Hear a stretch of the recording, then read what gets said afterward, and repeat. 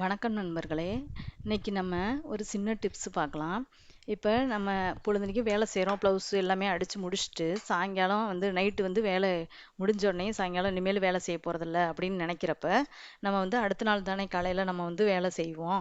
அப்போ அன்ன வரைக்கும் நம்ம என்ன செய்யணும் அப்படின்னா, இந்த நூலெல்லாம் இப்படி எடுத்து விட்ருங்க. இந்த நூலெல்லாம் எடுத்து விட்டு மேலே உருவிட்டு இந்த அடியில் நம்ம பாபின் இருக்கு இல்லையா, பாபின், கேஸ் பாபின் இதெல்லாம் நீங்கள் எடுத்து வச்சுட்டு இந்த இடத்துலலாம் நீங்கள் என்ன செய்றீங்க, அடியில் ஒரு ஊசியை விட்டு டஸ்ட்டை கிளியர் பண்ணிடுங்க.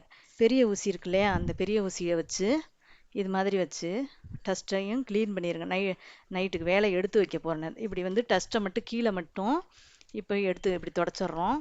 தொடச்சிட்டு இந்த இடத்துலலாம் என்ன செய்கிறோம் அப்படின்னா, க்ளீன் பண்ணிடுறோம். இந்த இடத்துல இந்த மாதிரி டஸ்ட்டெல்லாம் நூல் டஸ்ட் அதில் இருக்கும், அதெல்லாம் வந்துடும். அதை எடுத்து இந்த மிதி இருக்கு இல்லையா, அந்த மிதிக்கு கீழே நம்ம இது மாதிரி ஒரு துணியை வச்சு நம்ம டஸ்ட்டை கீழே கிளியர் பண்ணிடுறோம். பண்ணிவிட்டு அது அந்த எண்ணெய் ஃபுல்லாக இதுக்கெல்லாம் என்ன செய்றீங்க, இந்த எண்ணெயெல்லாம் எண்ணெய் நைட்டுக்கு விட்டுருங்க. இந்த மிதிக்குள்ளே இது மாதிரி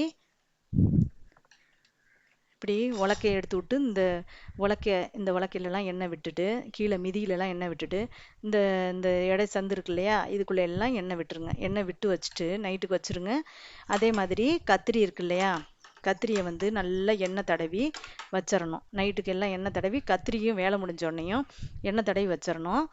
காலையில் நீங்கள் என்ன பண்ணுறீங்க அப்படின்னு சொன்னால், இதெல்லாம் பூரா ஒரு வேஸ்ட்டு துணி இருக்கு இல்லையா, அந்த வேஸ்ட்டு துணியில் டஸ்ட்டு இந்த இடத்துல பூரா எல்லாம் கிளியர் பண்ணிடணும். அந்த எண்ணெய் விட்டுருக்கோம் இல்லையா, எண்ணெய் நல்லா ஓட்டி விட்டு கிளியர் பண்ணிவிட்டு நல்லா ஒரு 2 தடவை ரஃப்பாக அடித்து பார்த்துக்குங்க. அப்படிங்கிறப்ப கத்திரி எல்லாமே தொடச்சிக்குங்க. ஏன் அப்படின்னா, துரு சீக்கிரம் பிடிக்காது, உங்களுக்கு சைனிங்காகவும் இருக்கும், நல்லாவும் இருக்கும். அந்த தைக்கும் போது பார்த்தீங்கன்னா ஒரு சவுண்டு ரஃப்பாக ஒரு சவுண்டு கேட்கும்.